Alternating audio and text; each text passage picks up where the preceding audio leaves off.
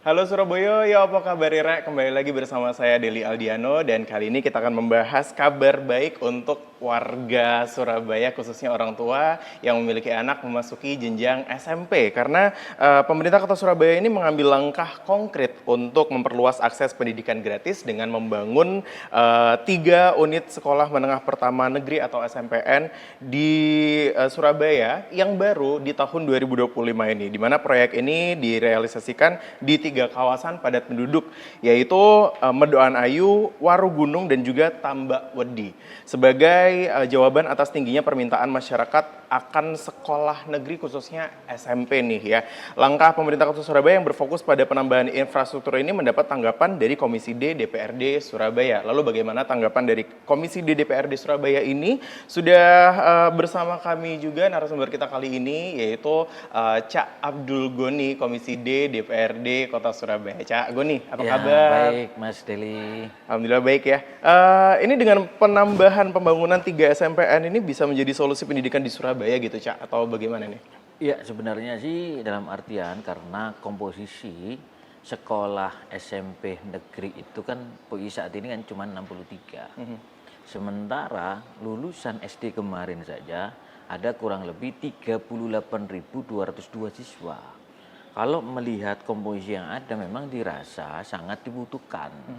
Lah, maka dari itu kita melihatnya bukan dalam sisi secara parsial, tapi secara general dalam artian apa mengelola pendidikan itu tidak serta-merta diserahkan sepenuhnya kepada pemerintah kota, di mana di sini ada juga lembaga swasta. Jadi jangan sampai kita membangun sebuah sekolah negeri malah akan mohon maaf akan membatasi teman-teman yang ada di swasta. Ini menjadi sebuah problematika yang masalah terbaru lagi. Lah, dengan keberadaan 3 sekolah ini, kami sungguh sangat mendukung. Karena apa? Ini merupakan pemerataan di mana ada sebuah ketimpangan kepadatan penduduk yang dirasa di situ memang sangat dibutuhkan, yakni dibangunnya sekolah barunya ini SMP di Medoan Ayu, satunya di Tambak Udi, dan satunya di Warung Gunung.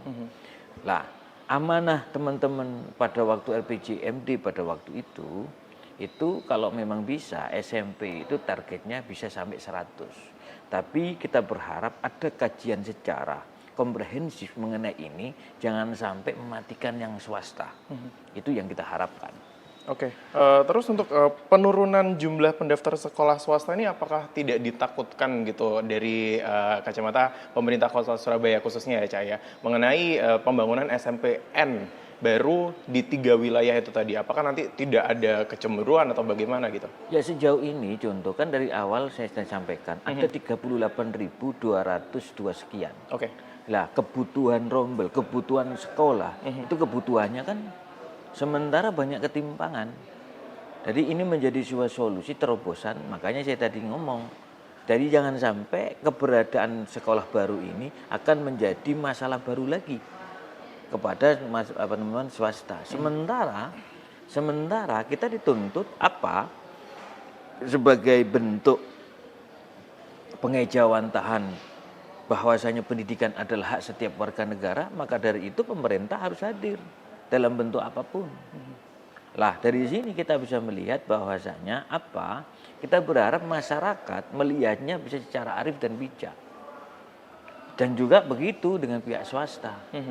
Karena ini berkolaborasi di mana lembaga pendidikan ini baik negeri maupun swasta itu juga ikut andil dalam rangka membangun sumber daya manusia kita untuk menyiapkan generasi ke depan itu. Oke, Cak Goni, ini sebenarnya kalau langkah-langkah antisipasi sendiri nih yang sudah disiapkan Dinas Pendidikan untuk membantu khususnya sekolah swasta ya untuk mempertahankan jumlah siswa mereka ini setelah beroperasinya SMPN baru di 3 wilayah ini bagaimana? Ya, kita melihatnya contoh di Tambak Wedi, kan tidak ada. Oke. Kan tidak ada. Contoh, lahan kita ada.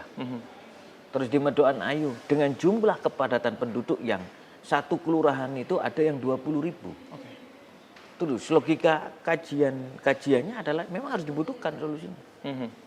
Lah, mereka ketika ngomong terkait dengan jalur penerimaan murid baru ini, ya kan, kan ada jalur domisili dan mutasi. Betul. Ketika ada konteks jalur domisili, mereka tidak tercover.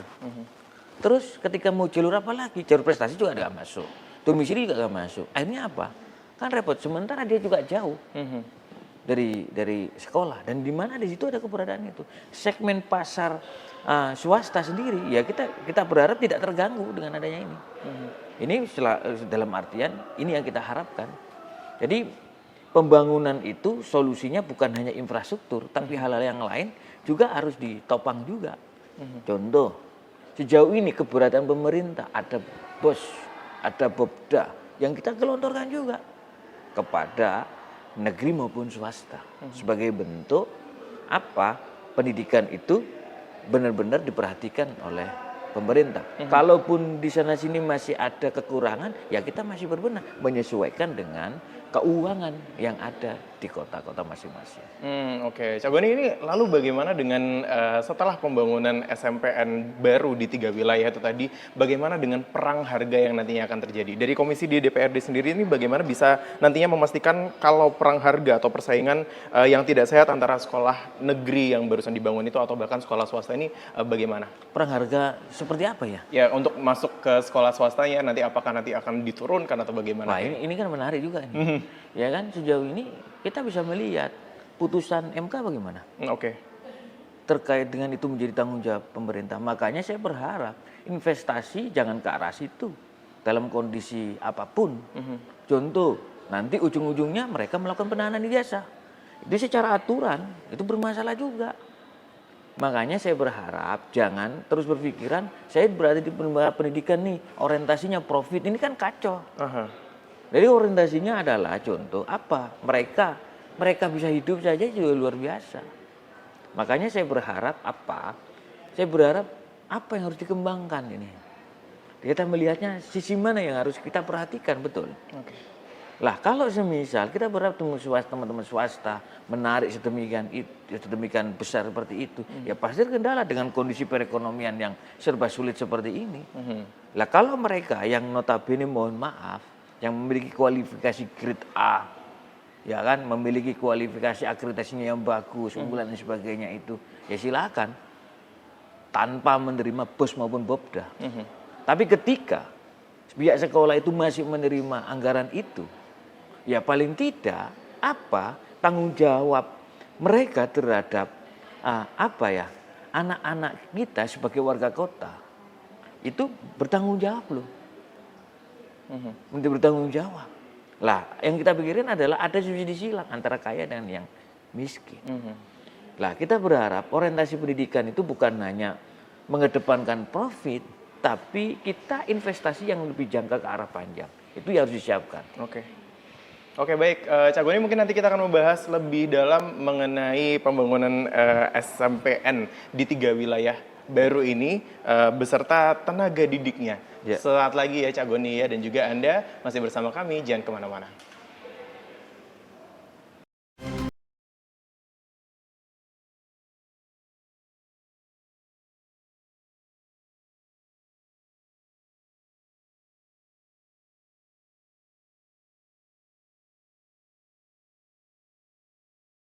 Dan APBD-nya masih tergantung pada transfer pusat, ya kan?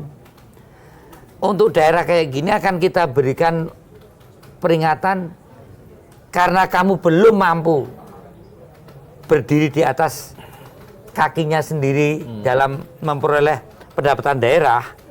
Mungkin dinas-dinasnya kompetensinya belum sepenuhnya ada di daerah. Silakan juga mengusulkan atau minimal usulan itu dengan sistem. Tapi kan tetap kalau kayak gitu Mas, meskipun itu kasuistik, tapi kan tetap membuka ruang perluasan kekuasaan pusat dan daerah di daerah kan sentralisasi itu. Yang ditakutin jatuhnya kan lagi. sentralisasi lagi jatuhnya nanti.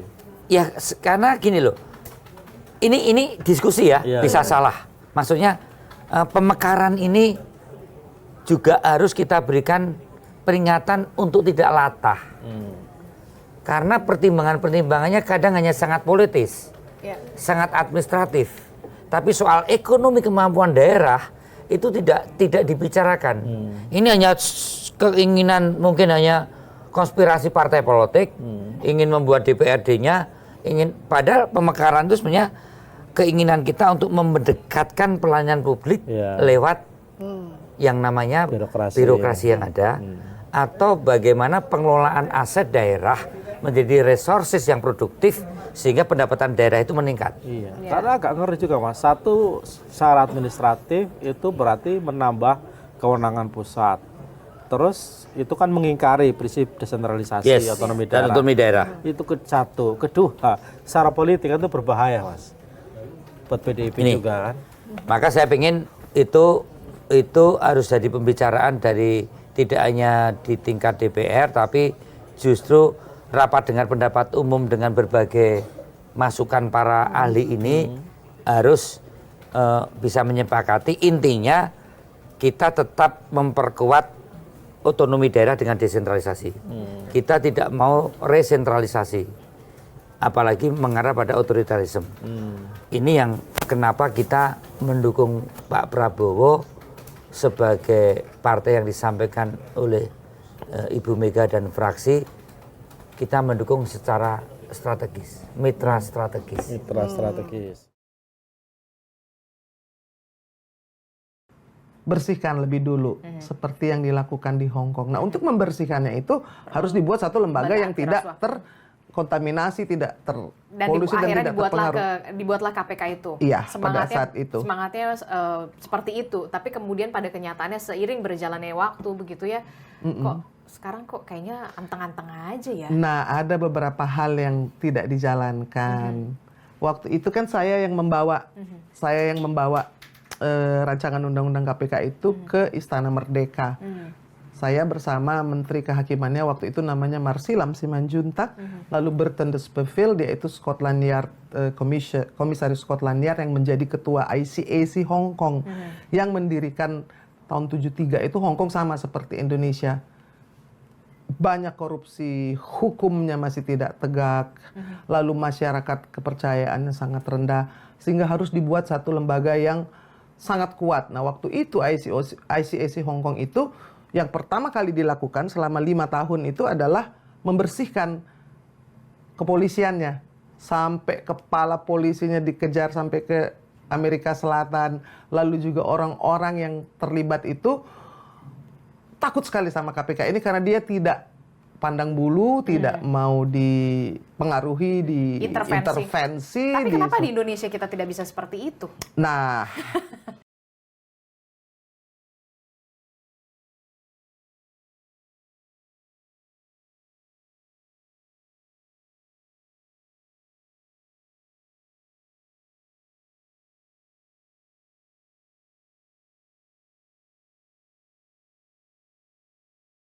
Anda kembali bersama kami masih membahas DPRD Surabaya soroti dampak pembangunan 3 SMPN terbaru di Surabaya di 3 wilayah, yaitu tadi kita sudah bahas di Tambak Wedi, di Warugunung, dan juga di Medokan Ayu. Masih bersama kami juga Ca Abdul Goni, anggota Komisi D DPRD Surabaya. Ca, ini kan tadi kita sudah membahas mengenai 3 SMPN yang sudah dibangun ini. Nah, juga mengenai bagaimana tadi perang harganya juga. Lalu bagaimana dengan tenaga pendidiknya? Ini dengan adanya sekolah SMPN baru ini, apakah nanti adanya perpindahan tenaga pendidik atau guru dari SMP swasta menuju ke SMPN baru itu tadi, atau bagaimana? Ini pengawasan dari DPRD Surabaya sendiri bagaimana?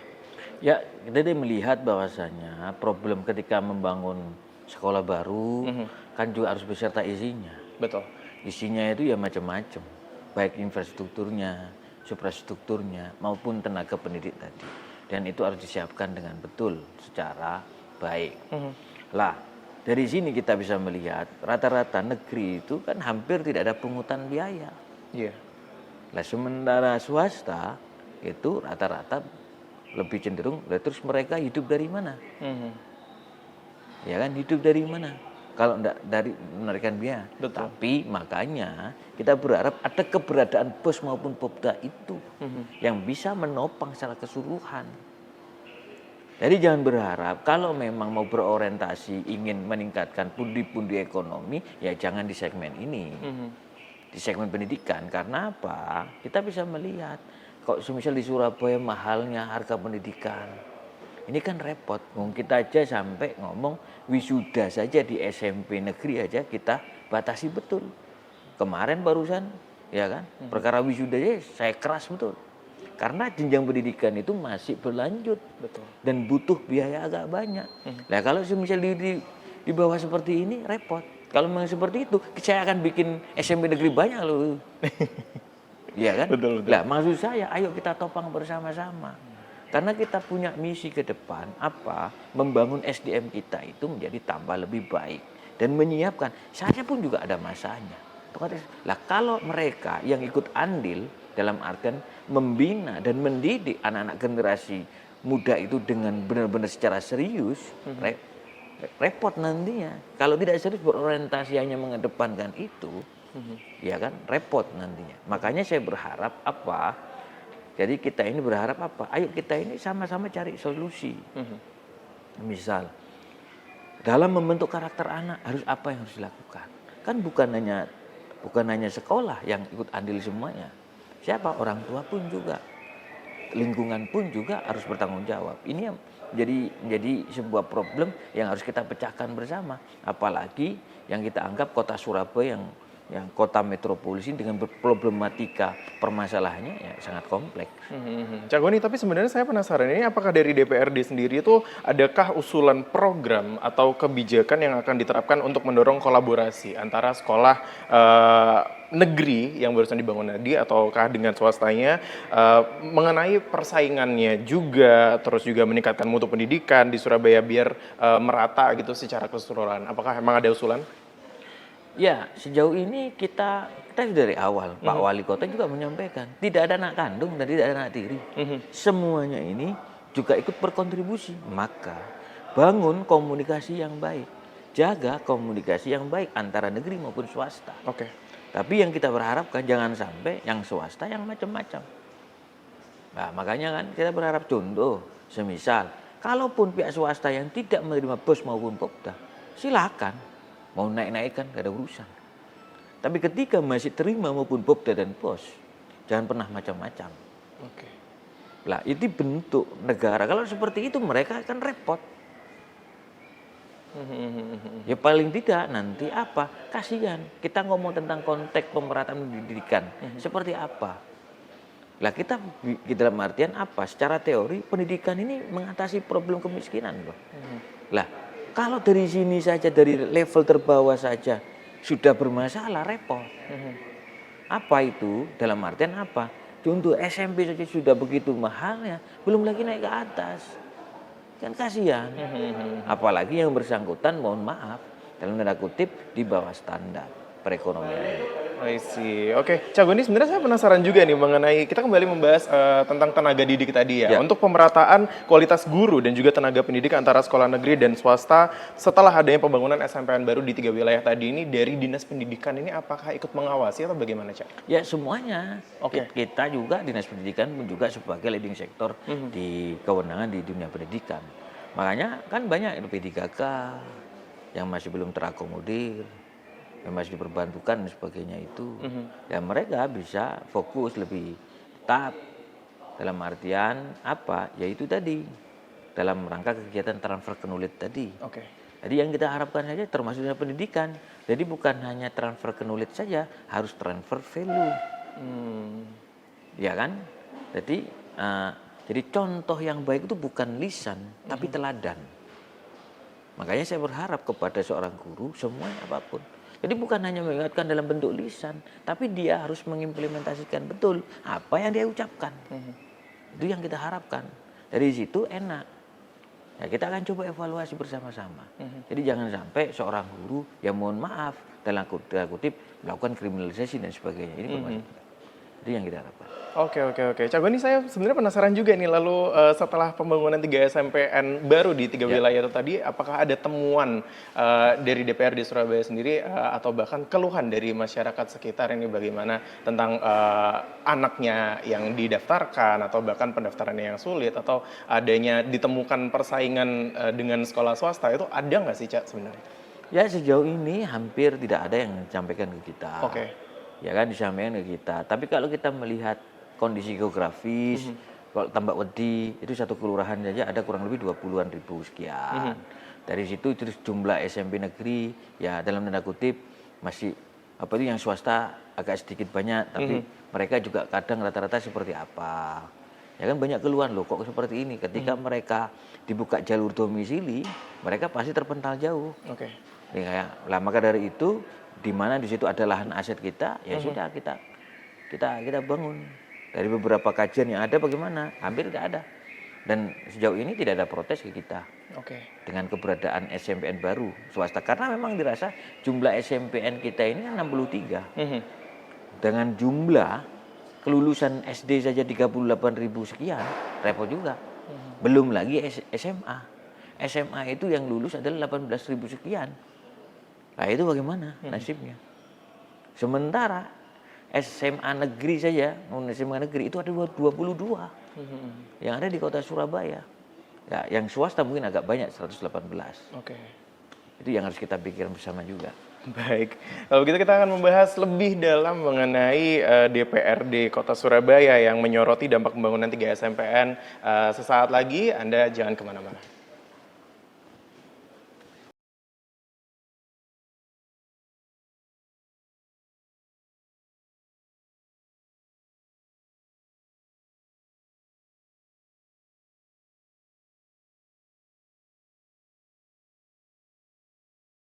Wujud kesejahteraan umum dan cerdas, rakyatnya sehat, makan siang gratis, oke dong.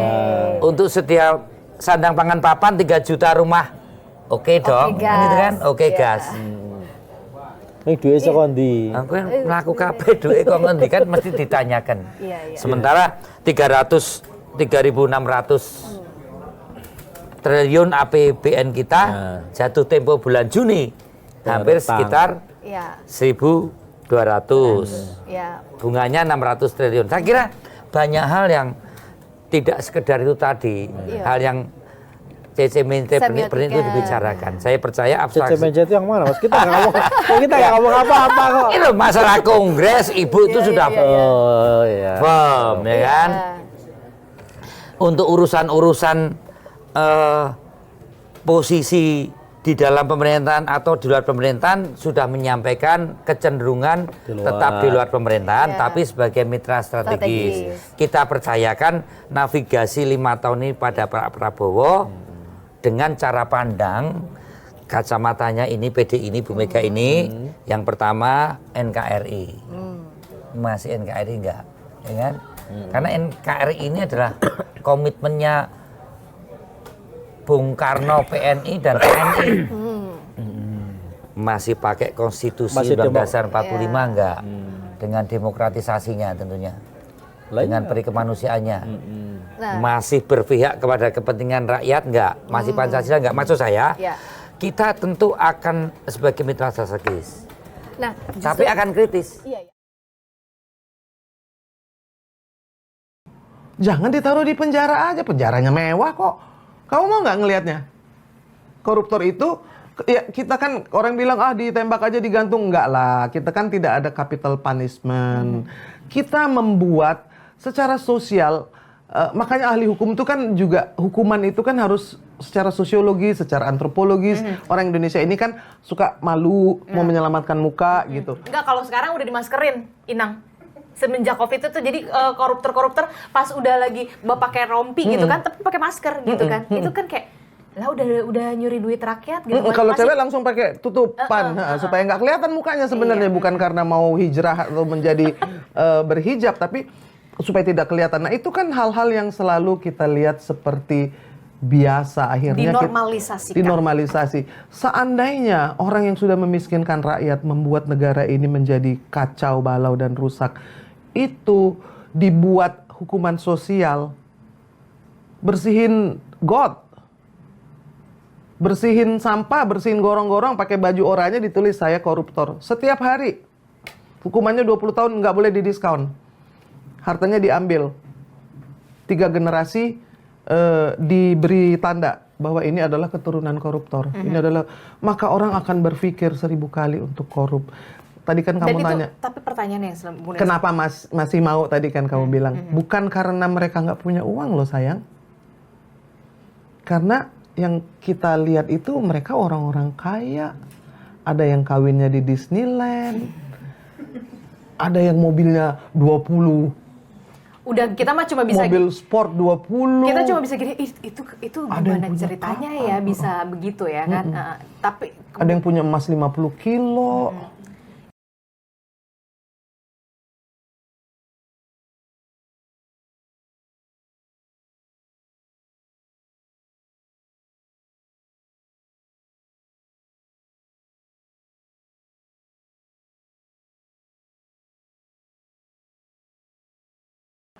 Anda kembali bersama kami dalam membahas DPRD Surabaya soroti dampak pembangunan 3 SMPN di 3 wilayah, yaitu tadi kita sudah membahas di Tambakwood, di Medoan Ayu, dan juga di Warugunung. Dan masih bersama kami juga untuk membahas kali ini Cak Abdul Goni, Komisi D DPRD Surabaya. Cak Goni, tadi kita sudah membahas lebih dalam bagaimana mengenai pembangunan 3 SMPN baru di wilayah Surabaya ini ya. Lalu sebenarnya saya penasaran apakah memang ada revisi kebijakan atau regulasi yang akan dikeluarkan oleh Dinas Pendidikan, khususnya di Kota Surabaya ya, untuk menyeimbangkan ekosistem pendidikan.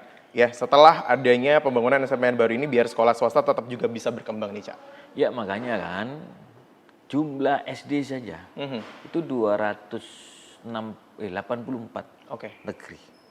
SD negeri. Sementara swasta saja itu 300 sekian. Ya kan? Lah SMP negeri kita itu cuma 63.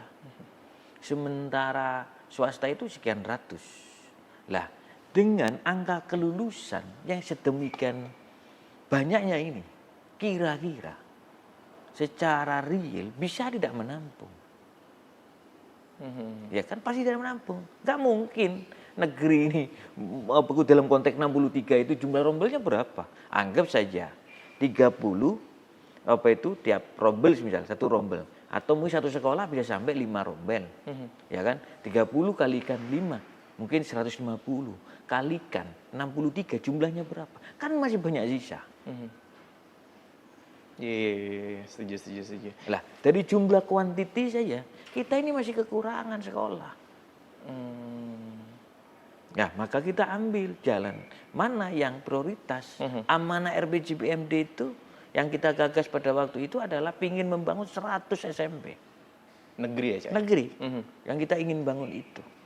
Di beberapa wilayah contoh, di Kecamatan Mulurejo, yang kurang lebih hampir jumlah penduduknya itu 70 ribuan sekian. SMP negeri itu cuma 1. Sementara di sana ada 6 kelurahan.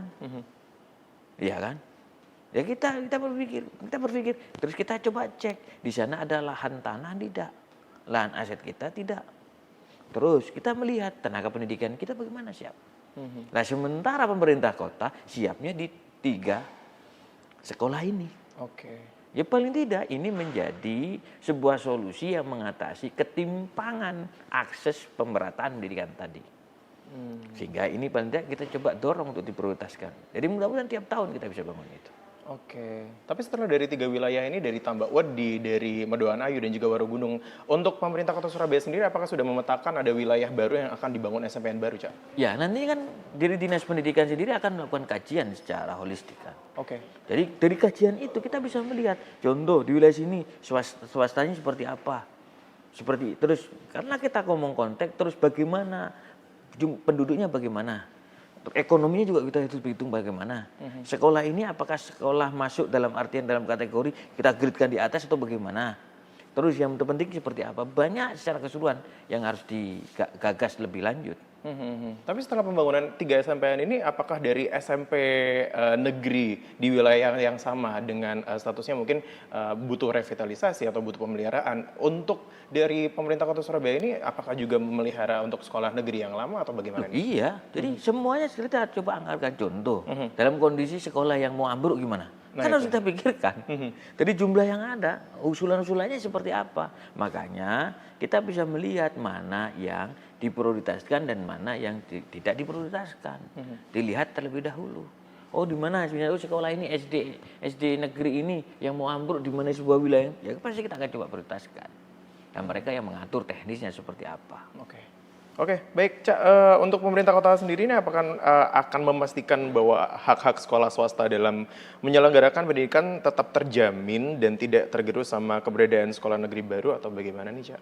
Ya pastinya, ini kan menjadi tanggung jawab pemerintah dan ini adalah amanah undang-undang yang harus kita ejawantakan dalam bentuk kerja nyata di pemerintahnya Pak Eri Cahyadi dan Pak Armuji. Ini bentuk perhatian secara lebih kepada masyarakat kota Surabaya, yakni di bidang pendidikan. Lah, maka dari itu kita pastikan ada akses pemerataan pendidikan dengan baik. Walaupun kita tidak bisa menyelesaikan secara keseluruhan. Makanya kan perlu kita ketahui dengan syarat apa, pemerintah kota bukan hanya menyediakan secara infrastruktur, tapi juga hal-hal yang lain juga harus diperhitungkan. Contoh tenaga pendidikan dan lain sebagainya harus ditopang juga. Dan juga yang perlu guru yang baik itu adalah guru yang memberikan teladan. Jadi bukan hanya mereka yang dalam artian hanya sebatas transfer ke nulit. Kalau kita amati muncul anak-anak SMP itu, gangster itu rata-rata anak SMP. Ya kan, pengaruhnya juga luar biasa. Lah, tapi ini tidak serta-merta disematkan kepada sekolah saja. Orang tua pun juga ikut andil dalam hal ini membentuk kepribadian anak. Jadi jangan lagi-lagi, ya kita bersyukur dengan adanya jam malam. Ya kan, kita bersyukur ikut andil dalam artian memberikan sebuah terobosan baru bagaimana karakter anak yang humble, karakter anak yang baik, karakter anak yang memiliki adab. Orang tua pun juga ikut andil sebagai bentuk tanggung jawab mereka kepada anak. Oke, mungkin ini bisa terakhir deh Cak Goni ya, bisa ada yang mungkin disampaikan dari Cak Goni mengenai dampak dari pembangunan 3 SMPN ini, apakah mungkin nanti bisa menjawab juga keresahan warga atau bahkan permintaan warga khususnya warga Surabaya untuk dibangun yang namanya SMPN negeri baru atau bagaimana di wilayah lain gitu, monggo Cak. Ya, patutlah kita bersyukur bahwasanya pada tahun ini kita bisa bangun SMPN negeri di 3 wilayah tadi. Mudah-mudahan ini menjadi sebuah solusi atas keterbatasannya akses pemerataan pendidikan di wilayah tersebut. Sehingga ini kita akan coba prioritaskan lebih lanjut. Dan kita berharap bahwasanya pendidikan itu bukan hanya diserahkan semata-mata kepada pihak sekolah, tapi orang tua pun juga ikut andil dalam membentuk pendidikan anak menjadi tambah lebih baik lagi. Maka dari itu membangun kota itu bukan hanya di segmen pendidikan saja, dari berbagai macam sektor. Maka dari itu masyarakat pun juga ikut andil dalam membangun kota menjadi tambah lebih baik lagi. Oke, baik Cak Goni, terima kasih atas waktunya dan juga pembahasan kita ini. Tentunya dari DPRD Surabaya sendiri yang menyoroti dampak pembangunan 3 SMPN ini juga berharap bisa menjawab permintaan warga kota Surabaya Cak ya, khususnya untuk adanya sekolah menengah pertama negeri yang lebih merata di wilayah Surabaya. Sekali lagi Cak Abdul Goni, terima kasih sama-sama, atas Mas waktunya. Anggota komisi di DPRD Surabaya, saya Deli Aldiano mengucapkan terima kasih beserta segenap kru yang bertugas. Sampai jumpa di lain kesempatan.